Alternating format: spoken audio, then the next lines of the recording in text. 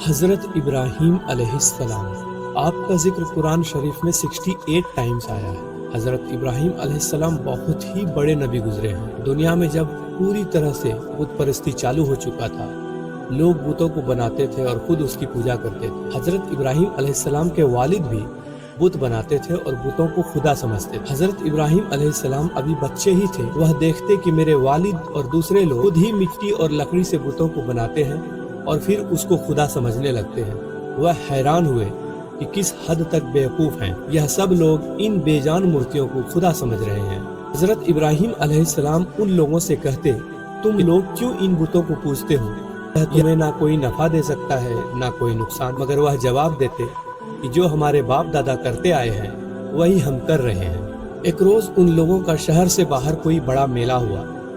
یہ سب لوگ اس میلے میں شریک ہونے شہر سے چلے گئے۔ حضرت ابراہیم علیہ السلام اس میلے میں نہیں گئے۔ ان کے پیچھے حضرت ابراہیم علیہ السلام ملک کے بڑے بت خانے میں چلے گئے اور وہاں کے سبھی بتوں کو توڑ ڈالا، سوائے ایک سب سے بڑے بت کے، اور کلہاڑی اس کے کندھے پر رکھ دی، جس سے یہ معلوم ہوتا تھا کہ یہ سبھی اسی نے توڑے ہیں۔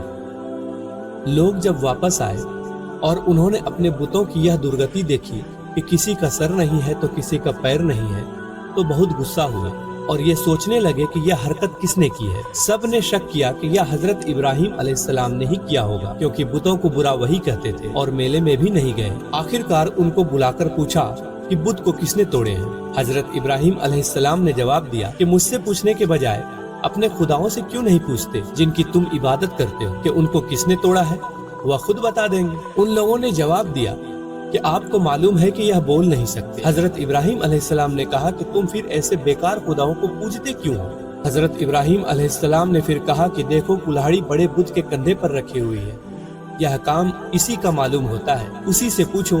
تو لوگ بہت ناراض ہوئے اور آپ کے والد آزار سے شکایت کی کہ تمہارا بیٹا ایسی حرکت کر رہا ہے، اس کو سمجھا لو ورنہ اچھا نہ ہوگا۔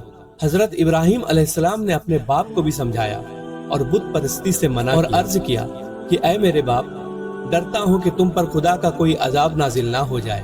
باپ نے بہت سختی سے اور ناراضگی سے کہا کہ آئندہ تجھے کوئی ایسی بات کہی تو میں تجھے سنگسار کروا دوں گا، اور کہا تو میرے پاس سے ہمیشہ کے لیے چلا جا۔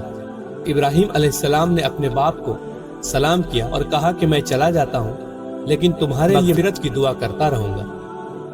پھر یہ بات وہاں کے بادشاہ نمرود کو بھی پتا چلی، جو کہ بڑا ہی ظالم اور بت پرست تھا۔ ان سب باتوں کا پتا چلا کہ آزار کا بیٹا ابراہیم لوگوں کو بتوں کی پوجا سے منع کرتا ہے اور ایک خدا کی دعوت دیتا ہے، تو اس نے ان کو اپنے دربار میں بلایا اور آپ سے جھگڑنے لگا۔ حضرت ابراہیم علیہ السلام نے فرمایا کہ میرا خدا تو وہی ہے جو مارتا بھی ہے اور جلاتا بھی ہے۔ نمرود نے کہا، میں بھی مار سکتا ہوں اور جلا سکتا ہوں۔ چنانچہ اس نے ایک قیدی کو، جس کو سزائے موت کا حکم ہو چکا تھا، آزاد کر دیا اور ایک بے گناہ کو پکڑ کر قتل کرا دیا اور کہا کہ اب بتاؤ میرے اور تمہارے خدا کے درمیان کیا فرق ہے؟ حضرت ابراہیم علیہ السلام نے کہا کہ میرا رب روز صبح مشرق سے، مطلب پورب سے، سورج کو نکالتا ہے، تو تم بھی ایسا کر دو۔ اس پر نمرود لاجواب ہو گیا اور حکم دیا کہ ابراہیم علیہ السلام کو زندہ جلا دیا جائے۔ چنانچہ بہت سی لکڑیاں اکٹھا کی گئی اور ان میں آگ لگائی گئی۔ جب آگ بہت بھڑک اٹھی تو حضرت ابراہیم علیہ السلام کو اس میں پھینک دیا گیا، مگر وہ آگ خدا کے حکم سے ٹھنڈی ہو گئی اور آپ کو آگ سے کوئی تکلیف نہیں پہنچی۔ جیسا کہ حضرت ابراہیم علیہ السلام کا ذکر قرآن شریف میں 68 ٹائمز آیا ہے، تو ان میں سے کچھ واقعات جیسے زمزم کا پانی، قربانی، خانہ کعبہ، اس کے بارے میں ذکر ضرور کروں گا۔ سب سے پہلے بات کرتے ہیں زمزم کا پانی۔ حضرت ابراہیم علیہ السلام اللہ کے حکم سے حضرت ہاجرہ اور اپنے بچے حضرت اسماعیل علیہ السلام کو، جو ابھی بہت ہی چھوٹے تھے، ایک ایسی جگہ چھوڑ آئے جہاں دور دور تک آبادی نہ تھی اور نہ پانی تھا اور نہ کوئی درخت تھا۔ حضرت ہاجرہ نے حضرت اسماعیل علیہ السلام کو ایک پتھر کے سائے میں لٹایا اور خود پانی کی تلاش میں ادھر ادھر دوڑیں لگانے لگی، پر پانی نہیں ملا۔ خدا کی قدرت سے جہاں حضرت اسماعیل علیہ السلام کی ایڑیاں رگڑ رہے تھے، وہاں پانی کا چشمہ پھوٹ نکلا، جو آج تک زمزم کے نام سے مشہور ہے۔ قربانی۔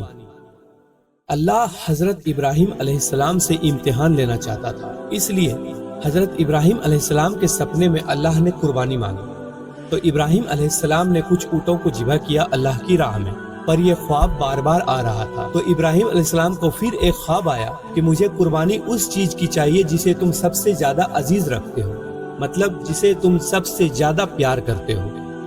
चुनांचे आपने हजरत इस्माइल अलैहिस्सलाम को यह बात बताई।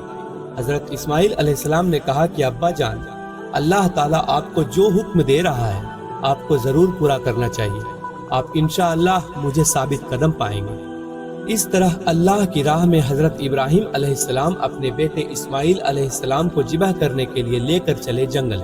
रास्ते में शैतान ने हजरत इस्माइल अलैहिस्सलाम को बहकाने की कोशिश की, तो इस्माइल अलैहिस्सलाम ने कुछ कंकरियों को उठाकर शैतान की तरफ दे मारा। तो आज हम हज में ऐसा ही करते हैं, जो इस्माइल अलैहिस्सलाम की सुन्नत है। जंगल में ले जाकर हजरत इब्राहिम अलैहिस्सलाम ने अपने बेटे इस्माइल अलैहिस्सलाम को लिटा दिया और अपनी आंखों पर पट्टी बांध ली कि कहीं बेटे की मोहब्बत में अल्लाह के हुक्म को पूरा करने से रुक न जाओ, और गले पर छुरी चलाने लगे। उसी वक्त आवाज आई कि ऐ इब्राहिम, तूने हमारे हुक्म को सच्चा कर दिखाया। और जब हजरत इब्राहिम अलैहिस्सलाम ने आंखों से पट्टी खोली तो हजरत इस्माइल अलैहिस्सलाम के बजाय एक दुम्बा ज़िबह किया हुआ था। इसी वाक़ये की याद में आज मुसलमान हर साल कुर्बानी करते हैं। हजरत इब्राहिम अलैहिस्सलाम और हजरत इस्माइल अलैहिस्सलाम की जिंदगी से हमको बहुत सबक मिलता है।